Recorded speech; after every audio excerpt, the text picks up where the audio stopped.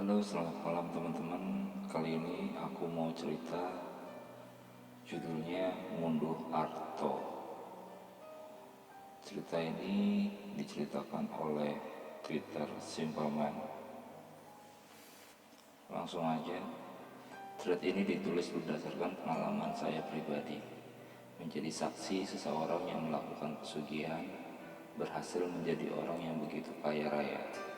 Namun semua lenyap ketika dia mulai tidak dapat menepati janjinya pada sosok yang dia permintai. Tidak ada satupun manusia yang pernah mau atau sudi terjebak di dalam jurang kemiskinan. Hal itu juga yang dirasakan oleh Mantono, seorang pria parubaya yang kesehariannya hanya menjadi buruh kapas, di mana hasil jerih payahnya bekerja tak pernah bisa menutupi tanggungan keluarganya. Sudah berpuluh-puluh tahun, bahkan sampai Mantono berkepala 4. Namun, tidak ada yang berubah dari kehidupannya. Setiap hari, beliau pasrahkan hidup dari uang berhutang kepada para tetangga dan kawan-kawannya juga sama susahnya. Singkat cerita, hal ini menyadarkan beliau bila terlahir miskin benar-benar suatu kehinaan yang tidak lagi bisa dia terima. Suatu hari sejak hari itu, istri dan ketiga anaknya tidak lagi melihat Mantono pulang. Pria itu seakan lenyap begitu saja. Tak ada tetangga maupun kawan yang tahu perihal di mana keberadaan pria parubaya ini. Hal itu membuat keluarga Mantono semakin sulit karena dia menghilang begitu saja. Tak kunjung muncul sehari sampai berbulan-bulan tanpa ada satupun orang yang tahu. Sampai pihak keluarga mulai pasrah, tak tahu lagi harus mencari kemana pria satu ini. Lambat laun, kabar hilangnya Mantono mulai meredup, tertutupi oleh sebuah tragedi misterius yang menimpa seorang pemuda yang tiba-tiba lenyap, hilang di telan sungai ketika dia menceburkan diri untuk mandi di siang bolong. Berita ini sontak menggemparkan seisi desa. Saya yang masih duduk di bangku SMP, setelah mendengar perihal berita ini ikut berlari menuju ke tempat kejadian di mana waktu itu tepi sungai sudah ramai dipenuhi oleh warga desa yang penasaran bagaimana kejadian tragis ini bisa terjadi.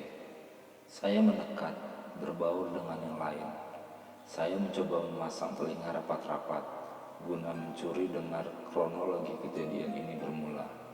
Rupanya, korban tenggelam ini adalah seorang pemuda dari desa sebelah. Bila ada yang ingat dengan lokasi tempat tinggal saya, desa ini ada di barat pabrik gula. Korban datang bersama dua kawannya awalnya.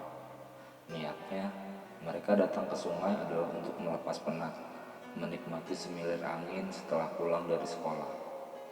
Namun cuaca yang panas saat itu membuat salah satu dari mereka mengajukan ide untuk menceburkan diri ke sungai, berendam dan mandi.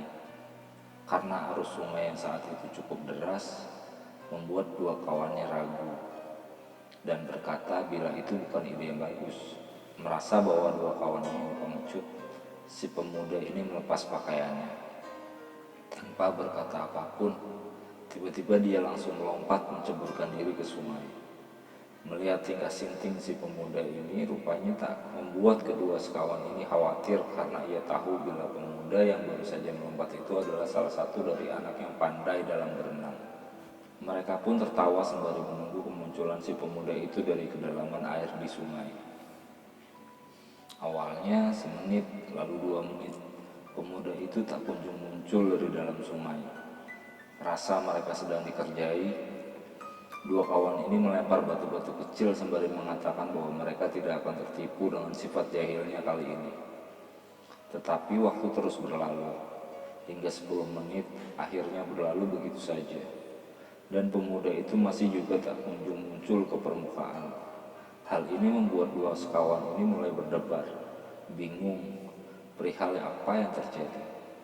Di dalam kepala mereka, pikiran liar mulai bermunculan sampai tak ada pilihan lain selain melapor. Sudah berjam-jam semenjak kejadian, kehilangan pemuda ini yang seakan lenyap dari kedalaman sungai yang seharusnya tak terlalu dalam untuk ukuran laki-laki dewasa. Orang-orang yang masih ramai pun bertanya-tanya, Kemana perginya pemuda ini? Kenapa sampai sekarang belum juga ada yang bisa menemukan? Bahkan tim pencari pun banyak yang berasal dari kalangan profesional. Namun, sampai malam menjelang pun masih tak ada kabar apapun. Saat itu diadakan doa bersama untuk siapapun yang sedang menahan tubuh pemuda ini agar melepaskannya. Tapi semua usaha itu seakan sia-sia. Di tengah riuh khawatir dan tangis histeris keluarga si pemuda, dari belakang datang sosok serba hitam dengan rambut gondrong, serta jambang yang lebat. Ia berjalan menembus kerumunan orang, melepaskan pakaian hitamnya. Tak ada yang tahu siapa gerangan lelaki asing tersebut. Tanpa mengatakan apapun, tiba-tiba lelaki misterius itu melompat begitu saja, masuk ke dalam sungai, membuat tim mencari juga orang-orang yang melihatnya terhenyak sejenak. Tak lama berselang, sosok itu muncul kembali ke permukaan dengan jasad pemuda yang sudah lama meregang nyawa. Beliau menurunkan jasad pemuda itu yang meregang nyawa dalam kondisi meringkuk. Semua orang yang melihat hal itu lantas melangkah mundur, takut. Saat itulah satu persatu dari orang yang ada di sana mulai menyadari bahwa lelaki misterius ini tak lain adalah Mantono yang sudah lama hilang. Mantono yang saat itu terlihat lain membuat beberapa orang ragu untuk bertanya kepada beliau, perihal apa yang sedang terjadi. Seperti dapat membaca pikiran, tanpa diminta, Mantono menceritakan bila ketika pemuda ini menceburkan diri, sungai ini sedang kedatangan dayoh atau tamu. Dayoh yang dimaksud ini adalah buaya putih yang kebetulan melintas di sungai ini. Begitu melihat pemuda ini, dia langsung suka. Hal itulah yang membuat dia akhirnya menahan kaki si pemuda agar tidak lagi kembali ke permukaan. Tahu bila dirinya akan mati, ia meringkukkan tubuhnya, berpose layaknya seseorang yang sedang kedinginan. Saat ini sukmanya sedang dibawa oleh dia. Sebagai ganti nyawanya, Mantono mengambil kuningan dari dalam kantung celananya. Bentuknya logam seperti emas, sangat bagus untuk memperlancar rezeki. Namun orang tua pemuda itu menolak. Saat itu Mantono bertanya, bolehkah bila dirinya yang menyimpan benda ini? Orang tua itu hanya mengangguk sembari membawa pergi jasad buah hatinya. Saat itulah ada senyuman menyeringai di wajah Mantono. Siapa yang menduga bila ini adalah awal dari sesuatu yang tengah dia sembunyikan? Keesokan harinya, pulangan Mantono ini jadi buah bibir orang sekampung. Tak ada yang tahu menahu kemana perginya Mantono. Tiba-tiba saja pulang, lalu menolong mengangkat jasad dari pemuda yang mati dalam keadaan tragis. Banyak yang curiga, tapi lebih banyak yang memilih untuk diam. Tak hanya itu saja, perubahan sikap Mantono juga begitu terasa. Ia lebih banyak menyendiri di dalam rumah. Bule Yani, istrinya bahkan seringkali ditanya orang tentang apa yang dilakukan Mantono di dalam rumah. Beliau hanya berkata bila Mantono suaminya sedang duduk bersila. Orang-orang mulai berkasak kusuk dengan sifat-sifat aneh Mantono ini. Karena tak sedikit warga yang bertemu dengan beliau sedang berjalan sendirian menyusuri gang-gang kampung dengan telanjang kaki, sembari banda tangan, seperti orang menggendong anak. Namun warga memilih diam.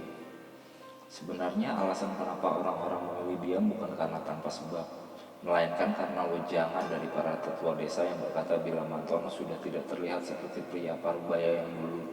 Ada sesuatu di dirinya yang memancarkan kemilau emas, namun aromanya begitu busuk. Siapa yang mendekati Mantono akan kecipratan harta yang berlimpah, namun resiko yang diterima juga cukup mahal, sehingga warga memilih untuk menghindari Mantono. Puncaknya adalah ketika Mantono sampai ke rumah salah satu orang paling kaya di desa. Tak ada yang tahu maksud kedatangannya. Tak beberapa lama setelah kedatangan Mantono ke rumah itu, terdengar suara marah dari si tuan rumah. Sebutlah dia Pak Jatmiko, salah satu pemilik usaha garmen rumahan. Dia keluar sembari memaki-maki Mantono, mengusirnya, berujar bila Mantono sudah sinting sampai berani berhutang kepada dirinya. Beberapa orang yang tahu perihal ini tak ada yang berani menatap langsung. Mereka berpura-pura tak mendengar atau melihat apapun. Padahal telinga-telinga memasang pendengarannya rapat-rapat. Mantono pun pergi dengan membawa sejumput tanah dari rumah Pak Jatmiko. Semenjak kejadian itu, Mantono tak pernah terlihat lagi keluar dari dalam rumah. Istrinya, Bule Yani, tak pernah lagi mau menjawab setiap kali ditanya di mana keberadaan Mantono. Pria itu bersembunyi, mengunci diri di dalam rumah gubuknya. Tak tahu apa yang dikerjakan. Sore ini, hujan angin tiba-tiba sambang di desa. Pak Jatmiko sedang berkumpul bersama keluarga di meja makan, bersiap santap dengan anak dan cucu-cucunya. Sedangkan istrinya berada di dapur bersama dengan menantunya, mempersiapkan hidangan sore ini sebelum terdengar jeritan. Suara jeritan itu berasal dari mulut istrinya, membuat Pak Jatmiko bersama anak laki-lakinya berlari melihat apa yang sedang terjadi di sana. Di depan meja terlihat istri Pak Jatmiko bersama menantunya berdiri diam mematung di depan sebutir telur yang sudah pecah. Di sana mereka semua melihat isi di dalam telur yang tampak janggal. Tak ada putih kuning seperti telur pada umumnya, melainkan cairan kental berwarna merah kehitaman. Istri Pak Jatmiko lalu berujar dengan suara lirih, "Ono sing nyoba nyilokoi keluarga iki, Pak." Artinya ada yang mau mencelakai keluarga kita, Pak. Dasarnya Pak Jatmiko yang tidak pernah percaya dengan hal seperti itu, ia mengelap cairan itu, membersihkannya dengan kain putih, lalu membuangnya ke tempat sampah. Setelah itu ia pergi sambil berkata, "Gak usah aneh, percaya kok sama tahayul." Meski Pak Jatmiko sudah mengatakan bahwa tidak ada yang perlu dikhawatirkan, namun istri, menantu, bahkan anaknya masih tampak memikirkan kejadian janggal tadi. Hal itu terlihat dari begitu heningnya ketika mereka duduk di meja makan. Tak ada yang bersuara, kecuali denting sendok.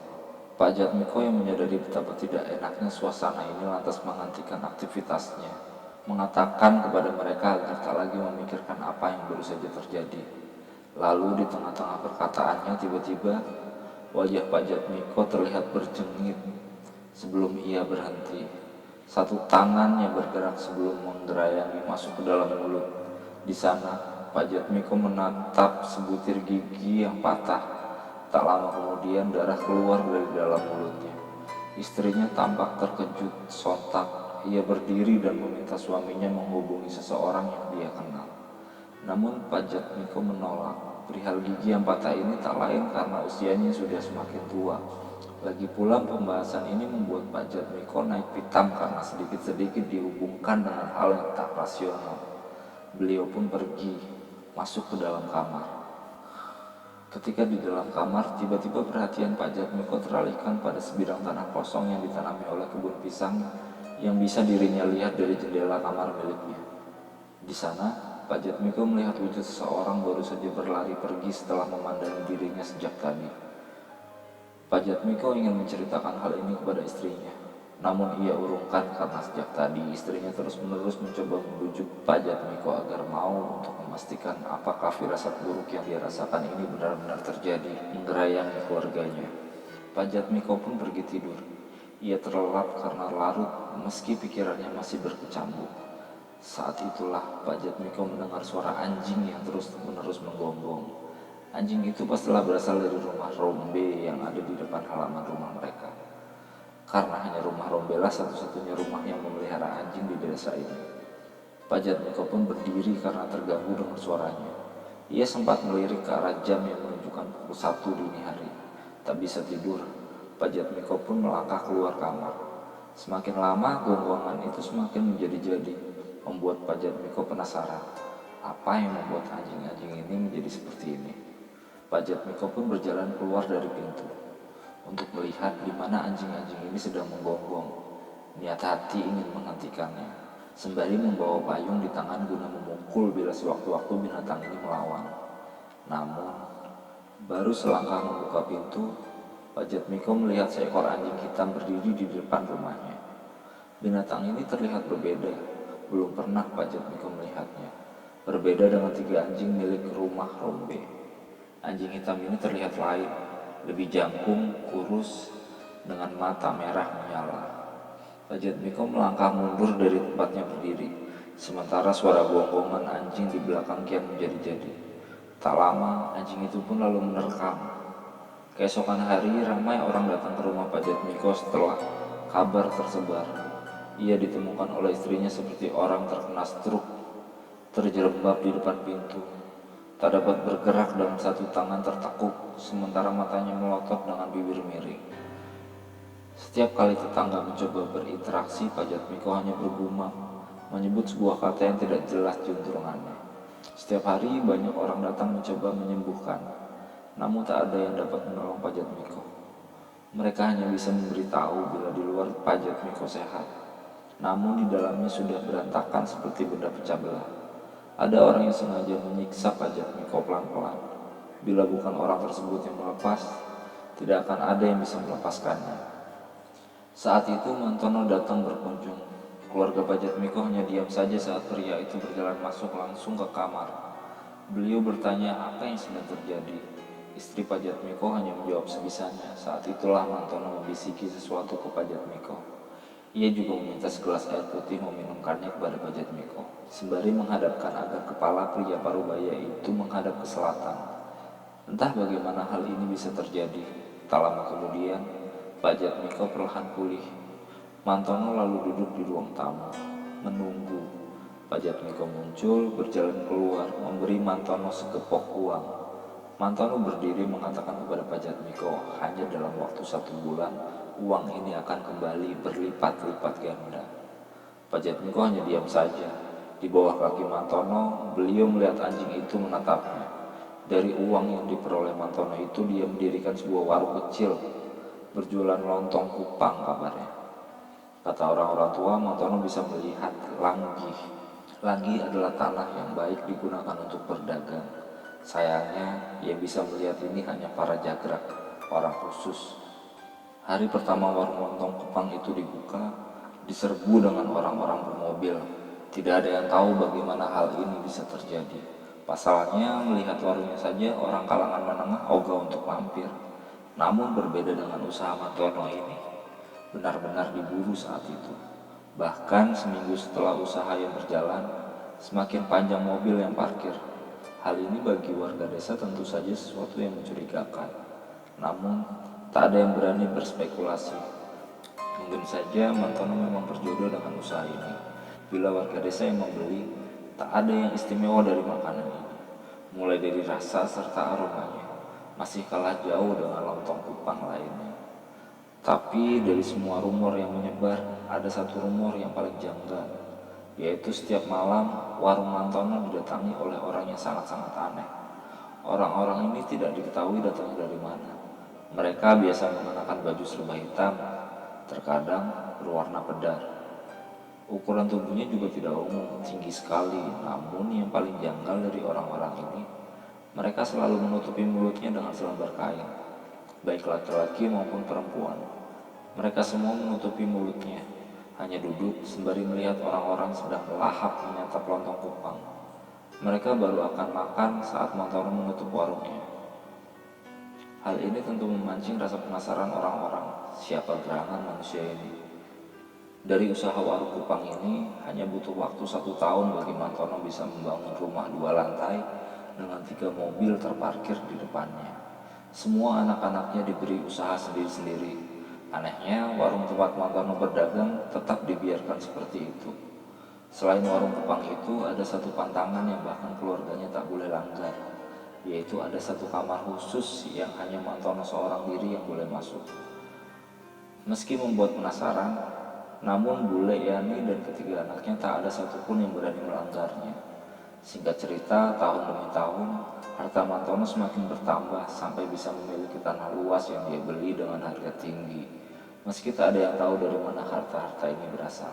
Tak ada satupun warga yang membenci Mantono, sebaliknya, warga sangat menghormatinya.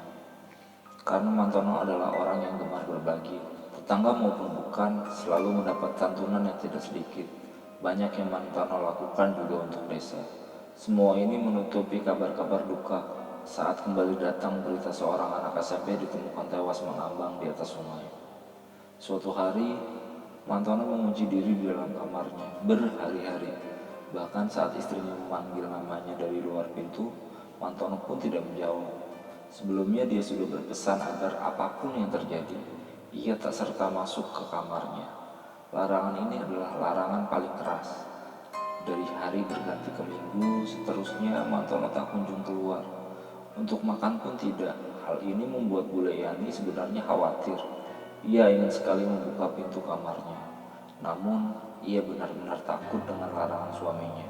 Sampai datang seorang tamu berkunjung.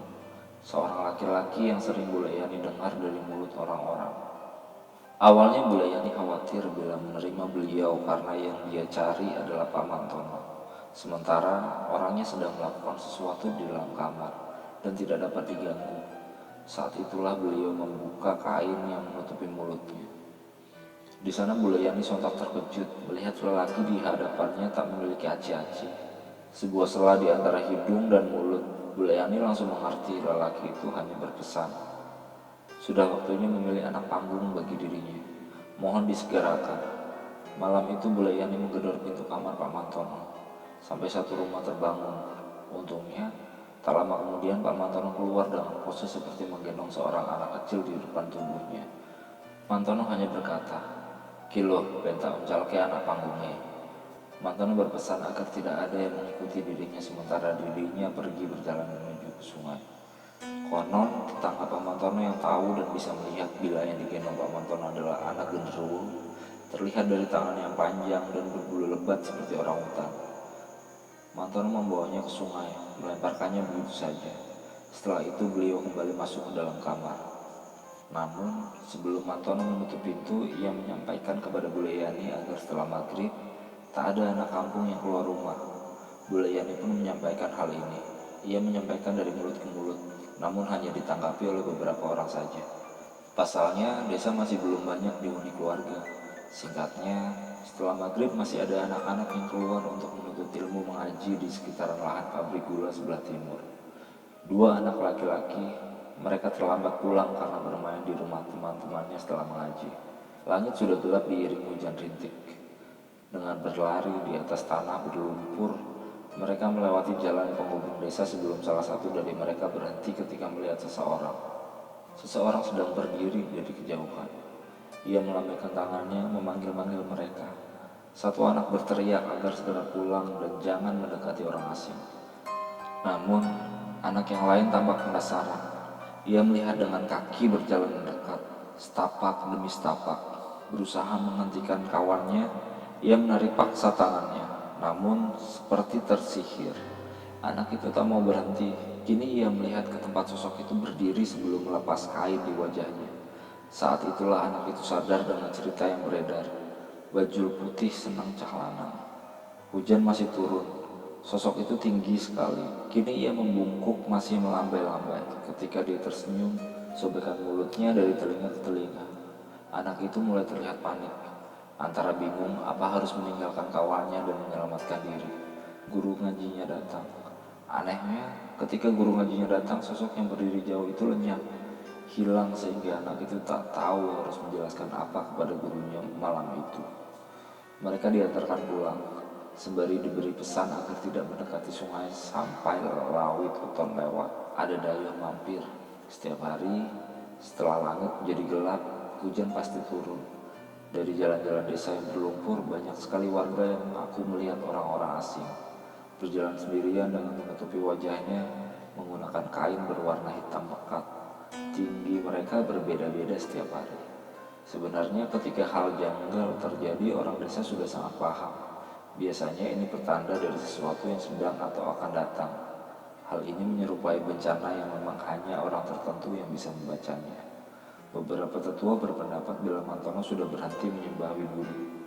Hanya tinggal menunggu waktu ketika sekutu sudah menjadi musuh.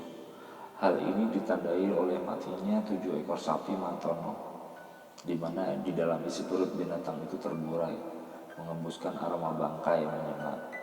Setelah 7 ekor sapi, satu persatu dimulai dari usaha tambak ikan, lalu merambat ke perkebunan pohon jati. Semua itu perlahan-lahan menggerogoti harta Mantono.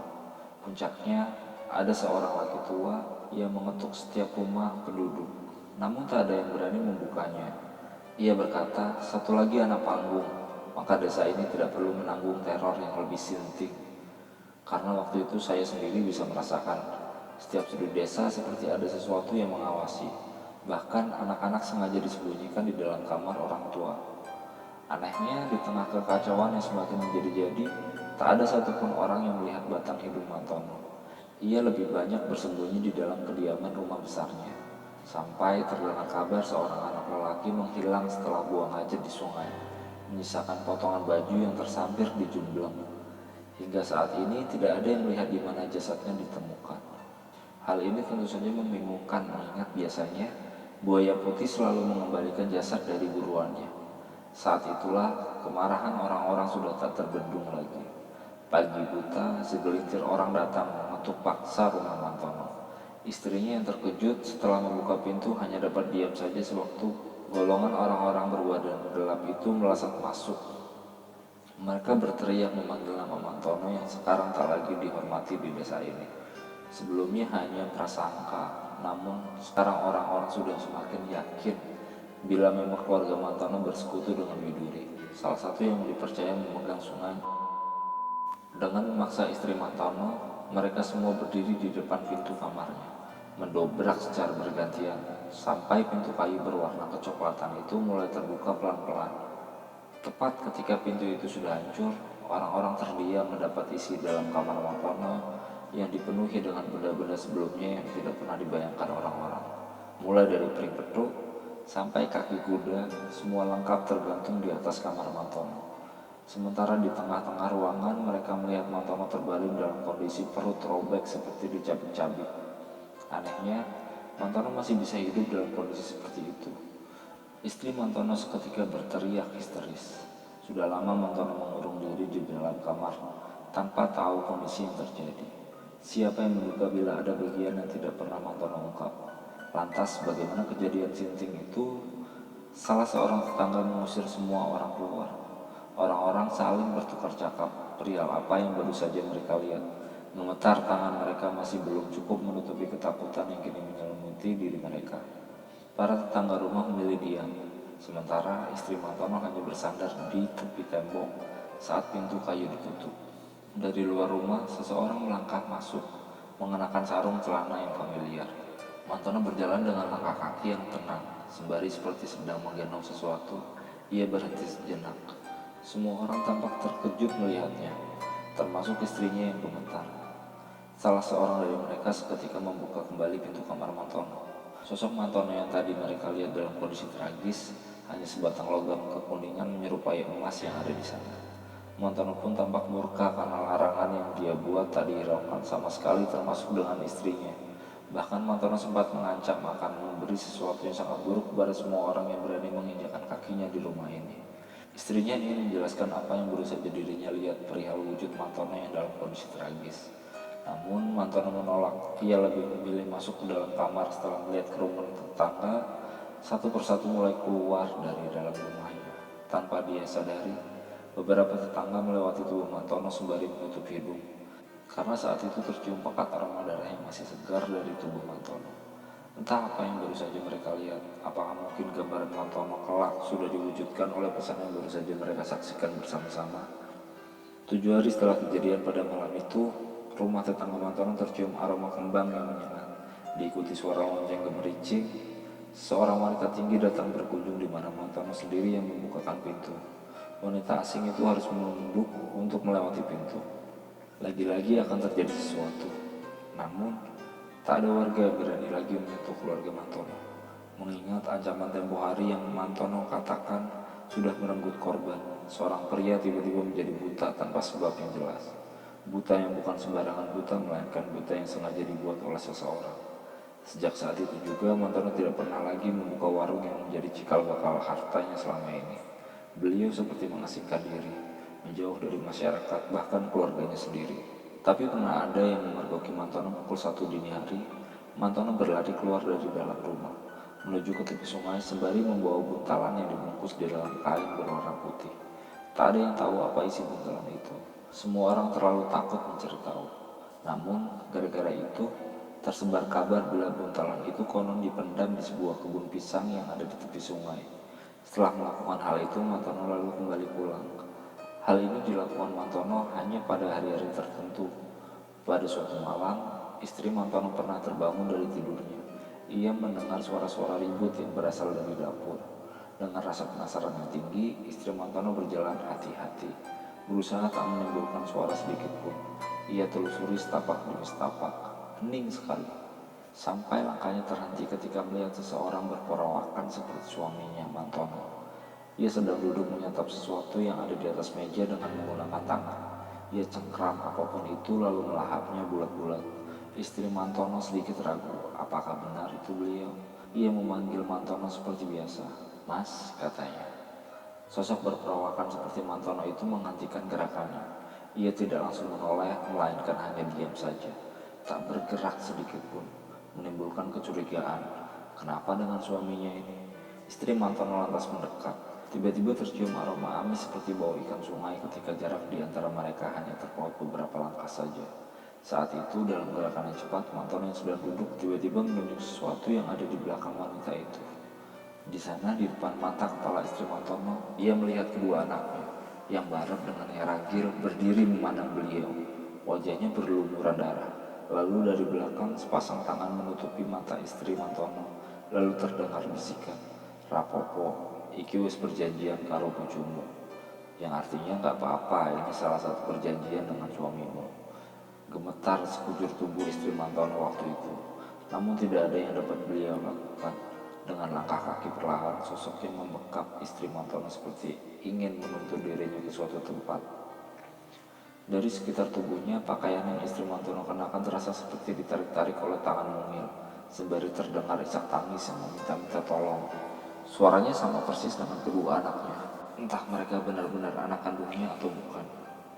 Tak lama kemudian terdengar suara pintu berderi diikuti suara yang familiar. Suara mengerang dari seseorang yang kesakitan. Mata istri Mantono lalu dibuka sebelum sosok itu lenyap tak nampak lagi. Tapi istri Mantono justru tertuju pada pemandangan sinting yang ada di hadapannya. Di atas karpet, Mantono tengah berbaring sembari menggaruk tubuhnya yang dipenuhi darah segar. Tak hanya itu saja, dari dalam duburnya juga mengalir darah yang menggenang di atas lantai. Tapi yang paling mengerikan dari semua ini adalah perut Mantono yang menyerupai wanita hamil. Mantono terus mengerang berteriak-teriak sembari mencakar sekujur tubuhnya.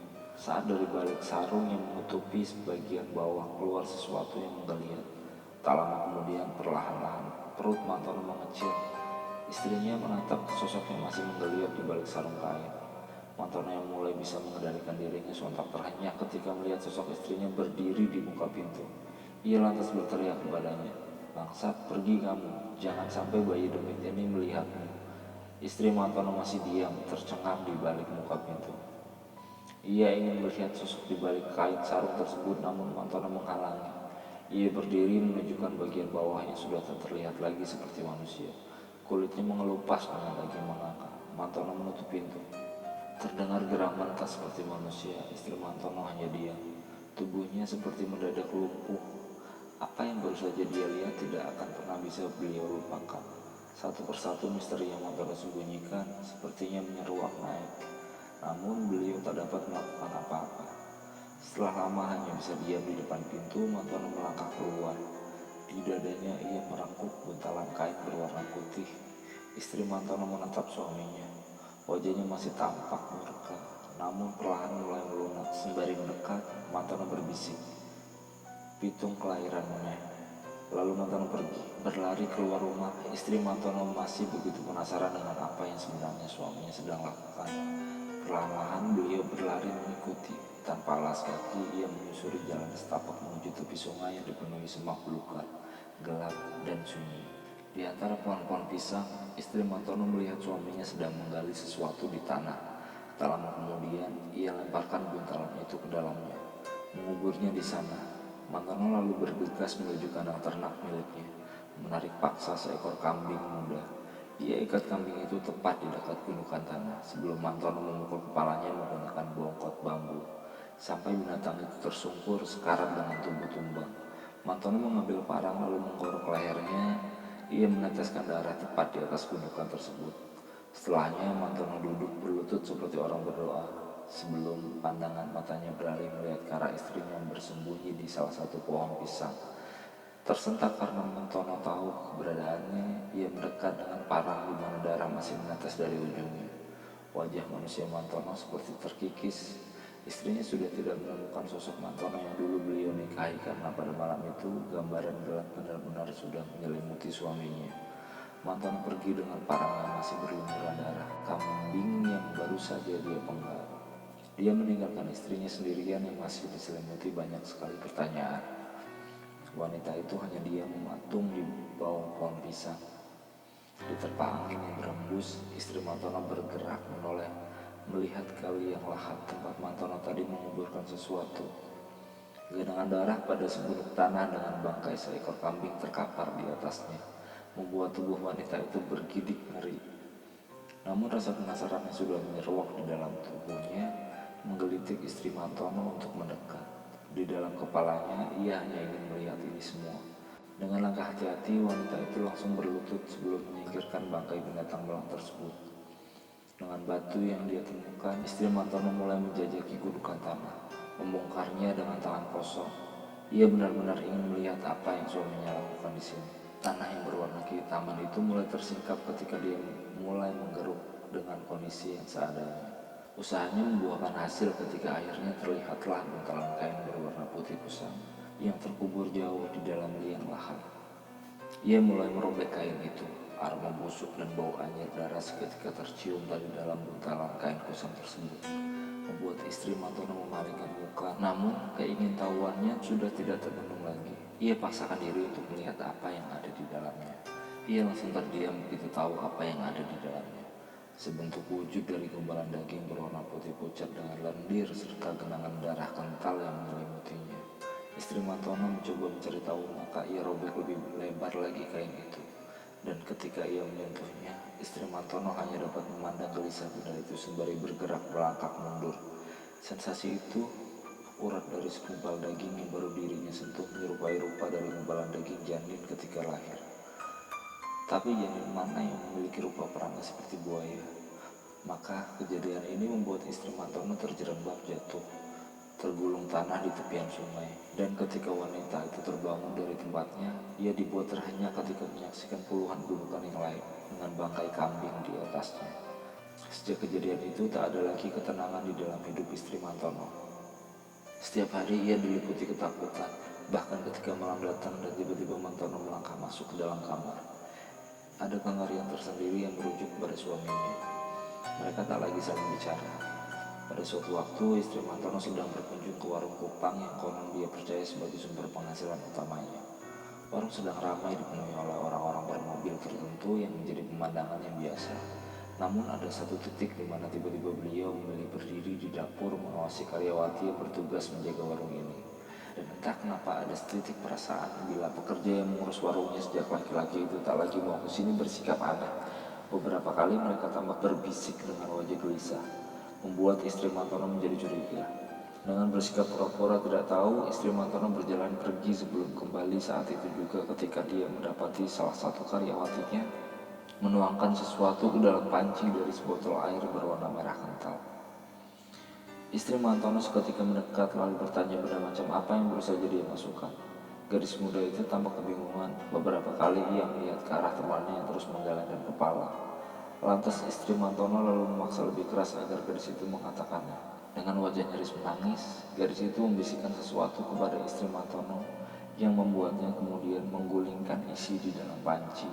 Seketika detik itu juga ia menutup warung tersebut, mengusir semua orang lalu pergi pulang. Di dalam kediamannya, wanita itu semakin gelisah. Banyak yang tidak dia ketahui dari suaminya. Beberapa kali perasaannya semakin menjadi-jadi ketika melihat wajah anak-anaknya, sampai ia tiba-tiba melihat Mantono memandang dirinya. Ia baru saja keluar dari dalam kamar pribadinya. Wajahnya tidak dapat ditebak sama sekali, dengan hanya mengenakan sarung yang menutup bagian bawah tubuhnya. Mantono kemudian mengatakan, "Cawe doiku setas mati, kecelakaan. Iki mertua awakmu dek. Kowe ora usah melu urusanku, ngerti?" Yang artinya anak perempuan itu baru saja meninggal, tewas dalam kecelakaan. Ini semua karena kamu gak perlu ikut campur urusanku, ngerti? Malam itu istri Mantono tidak dapat tidur, karena sejak tadi di sudut kamarnya gadis karyawati yang baru saja tewas berdiri di sana menatapnya. Kegilaan ini semakin memberangus mental istri Mantono. Semakin hari beliau bertambah gelisah. Selain itu, satu persatu pekerjaannya mengalami sesuatu yang di luar nalar. Usaha las besi yang dimilikinya tiba-tiba mengalami kebakaran hebat. Binatang ternak mati mendadak. Hal ini membuat wanita itu terus berteriak di luar kamar Mantono. Ia menjerit bila semua ini akibat ulah Mantono bukan dirinya. Namun, setiap kali Mantono keluar dan berkata hanya tinggal 2 hari lagi, istrinya semakin marah. Puncaknya, hari itu dengan membawa anak-anaknya ia pergi. Kepergiannya ini menjadi puncak segalanya. Karena siapa yang menduga bila selama ini, di luar perkiraannya, sejauh apa langkah Mantono melakukan hal sinting ini, didasari rasa ingin memberi untuk keluarganya, meski harus mengambil yang bukan menjadi hak miliknya. Malam itu, Mantono disambang oleh sosok Dayo yang selama ini memikulnya. Widuri datang meminta imbalan. Akhir dari segala perjanjian Mantono harus segera dilunasi. Lawit weton belum lewat, namun Mantono sudah harus menanggung akibatnya. Lebih dari berhari-hari seputar berkabar bila Mantono ditinggal pergi oleh istri dan anak-anaknya semakin santer terdengar. Namun anehnya sampai saat itu, warga kampung atau para tetangga dekat Mantono tidak ada yang pernah melihat dirinya lagi. Tidak hanya itu saja, kejadian malang seakan tak ada habisnya datang. Satu persatu usaha yang kini dijalankan oleh saudara dekat Mantono menemui kendala. Dimulai dari rumah makan, usaha las besi, sampai peternakan ayam dan kambing yang dimiliki. Binatang-binatang malang itu tiba-tiba saja mati tanpa ada alasan yang jelas. Anehnya, sebelum ada berjam-jam sejak kematian binatang tersebut, aroma bangkai seketika langsung tercium dari bangkai binatang-binatang itu. Hal ini tentu membuat warga kampung mulai berkunjing. Keluarga dekat Mantono juga mulai merasa bila ini adalah pertanda datangnya kabar buruk dari keluarga mereka. Saudara-saudara dekat Mantono yang dulu abai dengan dirinya namun tiba-tiba peduli ketika Mantono mendadak menjadi orang kaya raya mulai merasa ketakutan. Ketakutan kalau nanti harus kehilangan sumber uang dari Mantono. Mereka sama sekali tidak berpikir dari mana datangnya semua harta itu. Mbah Nuh, seorang laki-laki tua, salah satu dari saudara kandung istrinya, lalu datang menemuinya. Ia membujuk wanita itu agar mau pulang. Di sana ia menceritakan tentang kejadian rumah Mantono yang kini terlihat jauh lebih mencekam. Rumah berlantai 3 itu seperti sarang setan. Karena baru menginjakkan kaki di lantainya saja, hembusan angin seperti menyapu tubuhnya, membuat sekujur badan laki-laki tua itu gemetar. Tak hanya itu saja, Mbah Nuh tidak pernah lagi melihat Mantono keluar dan menampakkan dirinya di dalam rumah itu. Menurut kesaksian Mbah Nuh, sebenarnya beliau sudah pernah mencoba untuk mengetuk pintu kamar Mantono. Namun ada sesuatu yang janggal terjadi. Dari dalam kamar Mantono seperti terdengar ramai suara orang yang sedang tertawa diiringi suara-suara kending gendang serta tabuhan gamelan, seolah-olah di dalam kamar Mantono yang tidak seberapa luas itu sedang diadakan sebuah pesta rakyat yang begitu meriah. Mbah Nuh sebenarnya sempat tergiur untuk membuka pintu kayu agar dirinya bisa melihat apa yang sebenarnya terjadi dengan adik iparnya ini. Namun, belum juga membuka pintu, dari seberang ruang dapur tiba-tiba terlihat wajah adik kandungnya yang sedang berdiri menatap kosong. Tahu itu bukan adik kandungnya, ia memilih untuk pergi.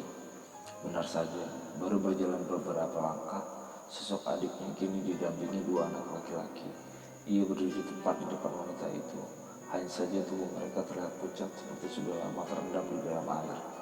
Istri Mantono lalu menceritakan perihal apa yang Mantono lakukan dan laki-laki tua itu hanya bisa diam sembari tak percaya dengan apa yang baru saja didengarnya.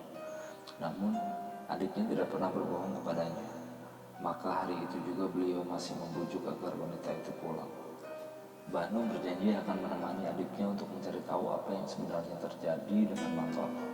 Malam itu, setelah menitipkan anak-anaknya ke kerabat dekatnya yang lain, mereka bergegas menuju ke rumah, tempat di mana semua ini dimulai. Benar saja, baru saja membuka pintu, mereka disambut suara langkah kaki dari anak-anak kecil yang sedang menapaki anak tangga. Tidak hanya itu saja, dari bagian dalam rumah tercium aroma bangkai dari binatang. Aroma sama yang pernah istri Mantono cium ketika mengikuti dirinya. Istri Mantono terus menyusuri lantai rumah yang semakin lama terasa semakin dingin, diikuti Mbah Nuh yang berjalan di belakang. Sampailah mereka di depan pintu kamar Mantono, tempat di mana ia benar-benar mendengar kending dan ketukan gamelan terdengar dari dalam kamar. Beliau menyentuh handle pintu, memutarnya perlahan, lalu mendorong pintu kayu sebelum istri Mantono menyadari sesuatu yang janggal dengan sosok Mbah Nuh. Di atas bibir laki-laki itu, istri Mantono tidak menemukan aci-aci yang pada umumnya dimiliki oleh manusia normal. Yang terjadi selanjutnya adalah istri Mantono terperanjat mundur sebelum ia melihat ke arah suaminya. Mantono yang selama ini lenyap berhari-hari sedang dalam posisi tengkurap di atas tikar kamar. Disitulah fakta mengenai keadaan suaminya terlihat di depan matanya. Tubuh Mantono terbujur dengan tulang belakang melonjol keluar. Rambut Mantono yang dulunya panjang rontok sampai menyisakan batok kepala dengan wajah yang hanya bisa melihat ke arah bawah. Dari anusnya Mantono terus-menerus mengeluarkan darah sampai lantai keramik itu dipenuhi genangan. Seperti istri pada umumnya menyaksikan suaminya sendiri dalam keadaan kondisi mengenaskan seperti itu, ia hanya bisa diam sebelum badannya menghantam lantai karena kedua kakinya tidak sanggup lagi menahan beban tubuhnya setelah melihat pemandangan yang mengerikan seperti itu. Saat itulah istri Mantono baru saja menyadari, rupanya sejak tadi Mantono sedang mencoba berkomunikasi dengan dirinya. Ia berusaha merangkak mendekati dirinya, namun gerakannya janggal seakan tubuhnya kesulitan untuk bergerak. Mantono berusaha mengatakan sesuatu kepadanya. Tidak punya pilihan lain, wanita itu lalu mendekati Mantono, mencoba bertanya apa yang sedang coba disampaikan. Ketika Mantono membuka mulutnya, ia tahu keadaan suaminya lebih tragis dari apa yang dia bayangkan. Lidahnya membusuk dengan gigi tergeletak di sana-sini. Kulitnya pucat mati seperti selama ini ditenggelamkan di dalam air. Di tengah kegilaan yang menimpa mereka, saat itulah wanita itu lalu menyadari kalau rupanya sejak tadi Mantono hanya ingin mati. Ia hanya duduk melihat tubuh suaminya mengejang dan terus mengeluarkan darah dari lubang anusnya. Ia sudah meminta tolong saudara-saudaranya untuk menjemput seseorang. Ia tahu bagaimana semua ini harus diakhiri. Ramai warga datang pada hari itu, tapi hanya segelintir orang yang boleh masuk ke dalam rumah. Mereka yang tahu tidak boleh menceritakan perihal keadaan Mantono. Seseorang yang datang pun hanya dapat duduk menutupi tubuh Mantono yang masih hidup dengan selembar kain. Sing wis mati kudu digolekno pangapurane tekan getih seketurunane. Mari iku baru omah iki sok dipasang ben gak merambat ning anak-anakmu. Yang artinya yang sudah mati harus dicarikan pintu permohonan maafnya dari darah keturunannya. Setelah itu baru rumah ini bisa dikunci biar tidak menjalar. Kata-kata itu didengar oleh ketua RT dan perwakilan warga. Setelah itu barulah mulai dicari satu persatu orang yang ditulis di dalam selembar kertas. Tempat orang itu mendapat bisikan dari Mantono yang sepanjang hari meraung dengan suara parah. Pria itu seperti seonggok daging busuk. Mereka tidak semua berhasil ditemukan. Namun beberapa orang yang menjadi wakil dari korban Mantono datang. Di situ istri Mantono sampai hati harus bersujud memohonkan maaf untuk suaminya. Konon dari mata mereka, wujud Mantono sudah tidak terlihat seperti manusia melainkan buaya. Setelah itu barulah dibantu oleh warga. Mantono disandarkan pada pintu kayu kamarnya yang rupanya menjadi perantara dirinya dengan yang memegang sungai. Berbekal pasak dari batang bambu yang dibuat setajam pisau, bagai pasak, benda itu menancap pada daging tubuh Mantono. Kaki-kakinya tidak boleh menyentuh lantai, sementara dari lubang anus Mantono tidak lagi mengalirkan darah. Selama 2 hari 2 malam pintu kayu ditutup. Mantono dijaga bergantian oleh beberapa orang yang sebelumnya bersumpah sanggup melihat apapun. Beberapa orang keluar dari dalam kamar keadaan muntah. Mereka berkata tidak sanggup melihat seonggok daging Mantono dicabik-cabik bersama dengan korban-korban yang sebelumnya menjadi korban pesugihan bunuh Arto. Tak hanya itu, daging para korban dilahirkan lagi dari anus Mantono. Begitu seterusnya. Namun tubuh manusia Mantono memiliki batasnya. Ketika janji kelahiran terakhir bila Mantono bisa menyelesaikannya adalah tipu daya mereka. Mantono sudah tidak bisa lari. Inilah tanggungan besar yang lebih mengenaskan dari mati biasa. Tubuh Mantono akhirnya benar-benar mati tepat pada tengah malam dengan menyemburkan aroma yang lebih busuk lagi. Detik itu juga laki-laki parubaya itu akhirnya dikuburkan dengan seluruh benda miliknya dibakar habis. Lantas pemilik sungai masih meminta janji anak-anak Mantono sebagai ganti dari semuanya. Setengah rumah berlantai 3 itu harus dijual. Ada alasan kenapa harus setengah rumah bukan keseluruhannya.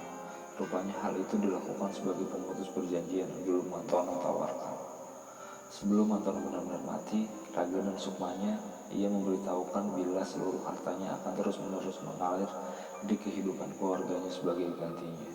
Bila Mantono tidak sanggup memenuhi perjanjian, nyawa anak-anaknya menjadi jaminan. Tetapi hal ini sekaligus menjadi jalan keluar bila seluruh harta Mantono pun akan habis oleh sesuatu yang tidak lazim, ternaknya mati tanpa sebab. Rumah makannya sepi, tak lagi berpengunjung. Bisnis lain sama saja. Hanya tinggal rumah besar ini yang tinggal menunggu waktu untuk diminta. Bila saja tempat ini dijual, maka uang hasil penjualan rumah ini tetap dalam perjanjian. Namun tidak bila setengahnya dibeli lalu dimiliki oleh orang lain. Lewat nasihat dari orang yang membantu Mantono mati untuk menjual setengah rumah ini kepada seorang keluarga korban santet, yang mana akan memiliki peran khusus, yaitu membebaskan istri dan anak-anak Mantono. Maka rumah itu dijual setengahnya. Yang paling ketara adalah bekas kamar Mantono yang kini dimiliki oleh sebuah keluarga lain. Dan semenjak itu perjanjian ini seketika berakhir. Kini sampai detik ini rumah besar itu telah ditinggali oleh dua keluarga tanpa ikatan darah. Sesuatu yang janggal memang bila tidak tahu menahu sejarahnya. Rumah itu berada tepat tidak jauh dari rumah saya.